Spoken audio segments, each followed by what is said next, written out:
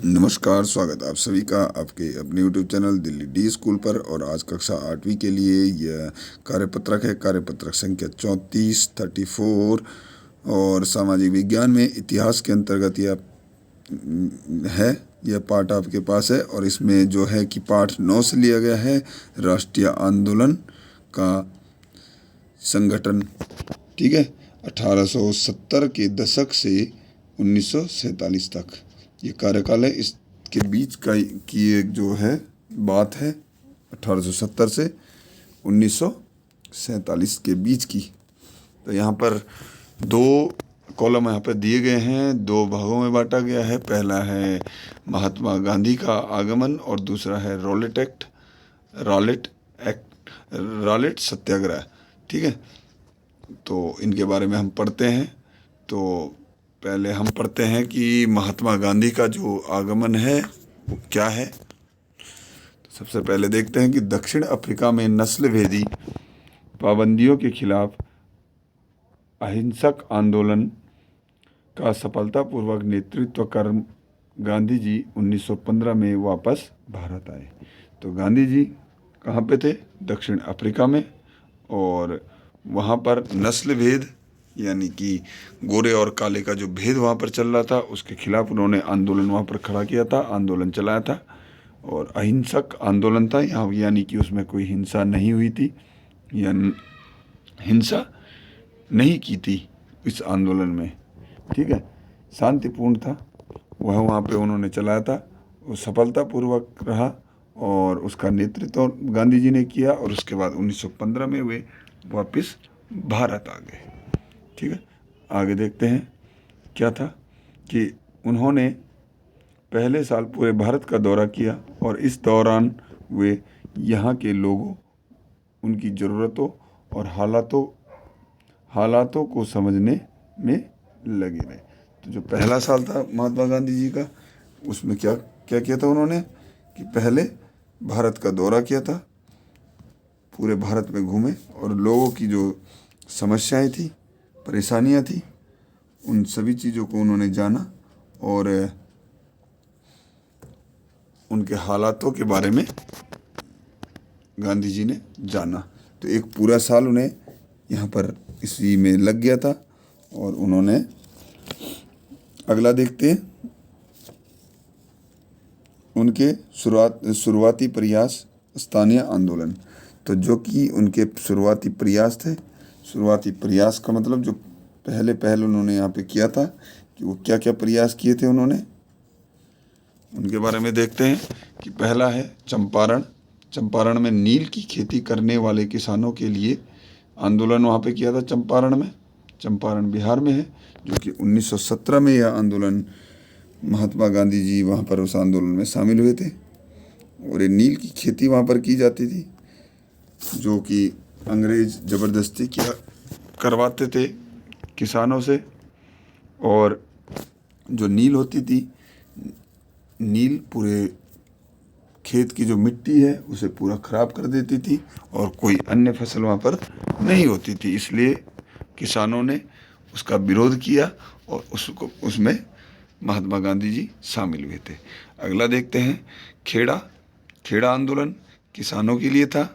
ये 1918 में गांधी जी यहाँ पर शामिल हुए।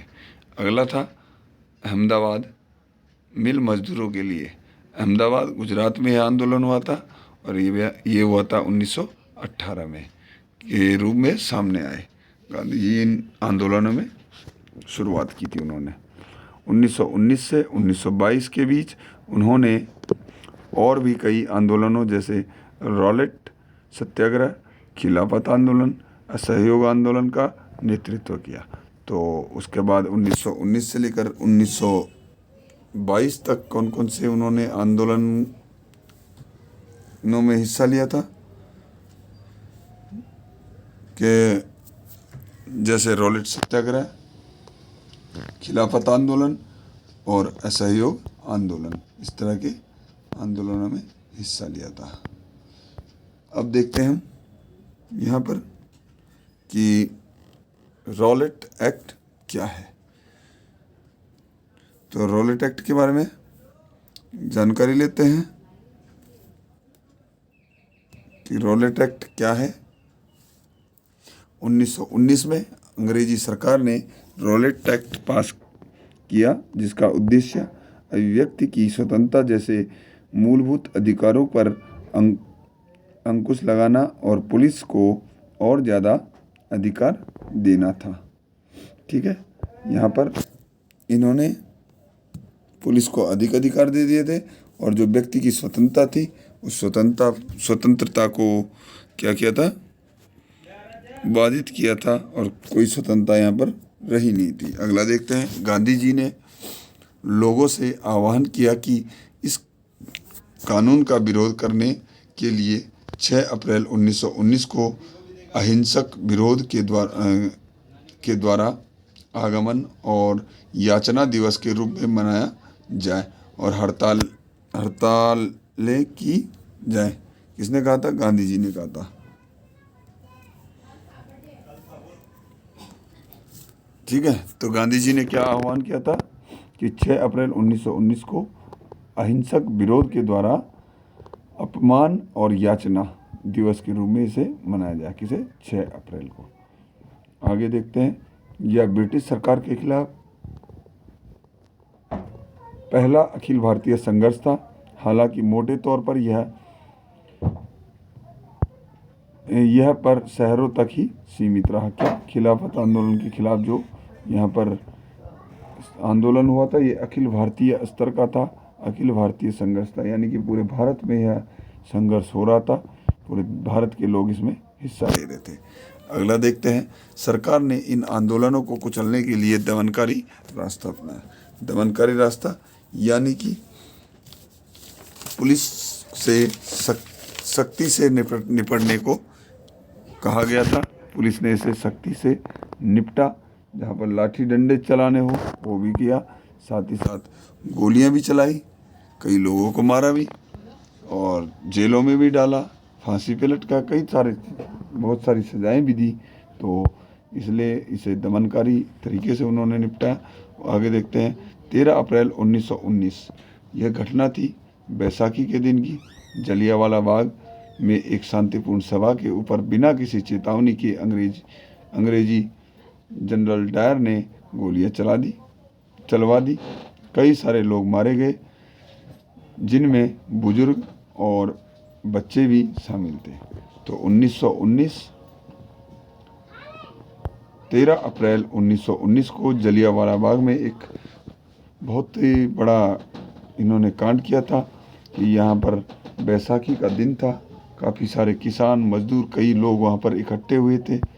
वहाँ पर मेला भी लगा हुआ था, बैसाखी के दिन जो मेला लगता था वह लगा हुआ था और वहाँ पर एक छोटी सी सभा भी थी और सभा हो रही थी। तो अंग्रेज़ों ने क्या किया कि वहाँ पर शांतिपूर्ण रूप से वह हो रही थी, सभी को घेर लिया और जनरल डायर था, उसने यहाँ पर गोलियां चलवाई और कई सारे लोग वहाँ पर मारे गए थे और आज भी गोलियों के निशान वहाँ पर मौजूद हैं जलियांवाला बाग में।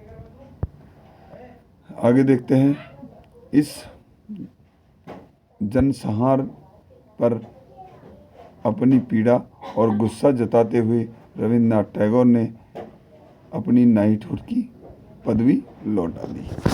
तो इसी के बाद जो रविन्द्रनाथ टैगोर जी थे, जिन्होंने हमारा राष्ट्रीय गान लिखा है, उन्होंने नाइटहुड की जो पदवी थी उन्हें दी गई थी अंग्रेज़ों के द्वारा, उसे उन्होंने लौटा दिया। अगला देखते हैं, खिलाफत आंदोलन। खिलाफत आंदोलन और असहयोग आंदोलन का आह्वान। तो खिलाफत आंदोलन क्या था? खिलाफत आंदोलन जो कि प्रथम विश्व युद्ध में तुर्की की हार के बाद अंग्रेज़ों ने तुर्की के सुल्तान, जो पूरे विश्व के मुसलमानों का खलीफा माना जाता था। किसको माना जाता था? पूरे विश्व के मुसलमानों का खलीफा किसे माना जाता था? तुर्की का जो सुल्तान हुआ करता था, ठीक है, के ऊपर बहुत सख्त संधि थोप दी। कहाँ पर? अंग्रेज़ों ने प्रथम युद्ध में जब तुर्की हार गया था प्रथम युद्ध के दौरान, तो वहाँ पर क्या किया था, एक संधि की थी, और जो सारी दुनिया के जितने मुसलमान हैं उनका जो खलीफा वहाँ पर माना जाता था, तुर्की का जो सुल्तान हुआ था, उस पर काफ़ी सख्त संधियाँ थोप दी थी। तो तब जाके वहाँ पर खिलाफत आंदोलन हुआ था, उसके खिलाफ, उसके अगेंस्ट। आगे हुआ जलियांवाला बाग हत्याकांड के बाद अंग्रेज़ों से गुस्सा हुए भारतीय मुस्लिम इस संधि से आग बबूला हो गए, और जलियांवाला बाग और उसके बाद ये जो संधि हुई थी, उसके बाद मुसलमान भी अंग्रेज़ों के खिलाफ हो गए।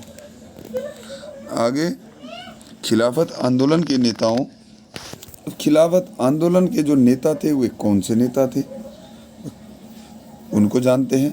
तो वे थे मोहम्मद अली और शौकत अली ने अंग्रेज़ों के खिलाफ आंदोलन शुरू किया, जिसका उद्देश्य तुर्की के सुल्तान यानी खलीफा की शक्तियों को फिर से बहाल करना था। तो जो भारत में खिलाफत आंदोलन हुआ था, उसका जो नेतृत्व किया था मोहम्मद अली और शौकत अली, इन दो लोगों ने किया था, और इन्होंने अंग्रेज़ों के खिलाफ आंदोलन शुरू किया था। और इस आंदोलन का मकसद क्या था कि जो खलीफा है, तुर्की का सुल्तान है, उसकी शक्तियों को फिर से वापस किया जाए, और जो ये उसके साथ संधि की थी, सख्त संधियाँ की थी, उन्हें निरस्त किया जाए। आगे देखते हैं, गांधी जी ने उनके आह्वान का समर्थन किया और कांग्रेस से आग्रह किया कि वह पंजाब में हुए अत्याचारों, यानी पंजाब में जो अत्याचार हुए, जलियांवाला बाग हत्याकांड हुआ, और खिलाफत के मामले में हुए अत्याचारों के खिलाफ आवाज़ उठाए और स्वराज की मांग करें।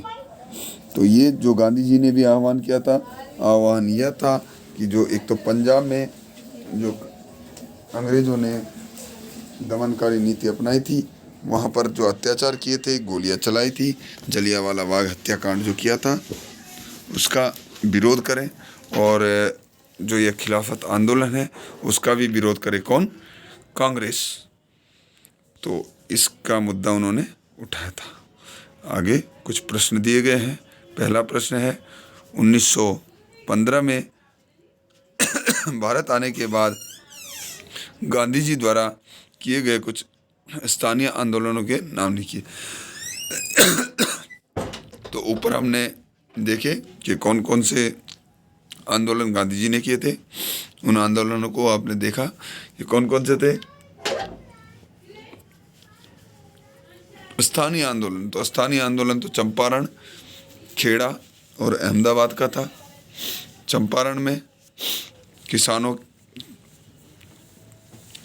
के लिए था, किसानों ने जो आंदोलन किया था। खेड़ा में भी किसानों ने किया था 1918 में, और 1918 में ही अहमदाबाद में मिल मजदूरों ने किया था। आगे देखते हैं, रॉलेट कानून का भारतीय नेताओं ने विरोध क्यों किया, क्योंकि यहाँ पर जो स्वतंत्रता थी उसे छीन लिया गया था और पुलिस को और अधिक अधिकार दे दिए गए थे। आगे देखते हैं, खिलाफत आंदोलन क्या था, उसके कुछ नेताओं के नाम लिखिए। खिलाफत आंदोलन था कि जो तुर्की का प्रथम विश्व युद्ध में हारने के बाद तुर्की का जो सुल्तान था, सुल्तान जो कि पूरी दुनिया के मुसलमानों का खलीफा माना होता था, उसकी शक्तियाँ छीन ली थी, उसके साथ सख्त संधियाँ उस पर थोप दी थी। तो इसलिए खिलाफत आंदोलन हुआ, और इसके नेता कौन थे, प्रमुख नेता मोहम्मद अली और शौकत अली। गांधी जी ने असहयोग आंदोलन का आह्वान क्यों किया। असहयोग आंदोलन का आह्वान गांधी जी ने क्यों किया, क्योंकि जो 1919 में जलियांवाला बाग और जो रॉलेट एक्ट और ये सब थे, इनके विरुद्ध जलियांवाला बाग हत्याकांड हुआ था, और जो खिलाफत आंदोलन था उसके बाद ये किया था। आपके विचार से गांधी जी ने खिलाफत आंदोलन का समर्थन क्यों किया, तो ये आप अपने विचार से लिखें कि गांधी जी ने इसका क्यों समर्थन किया था, और इस प्रश्न का उत्तर इस कमेंट बॉक्स में ज़रूर लिखें। ठीक है, उम्मीद है कि आपको ये अच्छे से समझ में आ गया होगा। कार्यपत्रक यानी वर्कशीट नंबर 34, इसे सभी ध्यान से पढ़ें, ध्यान से समझें और अपनी कॉपी में इसके प्रश्नों के उत्तर जरूर लिखें। तो चलिए मिलते हैं अगली वीडियो में, तब तक के लिए नमस्कार, जय हिंद, जय भारत।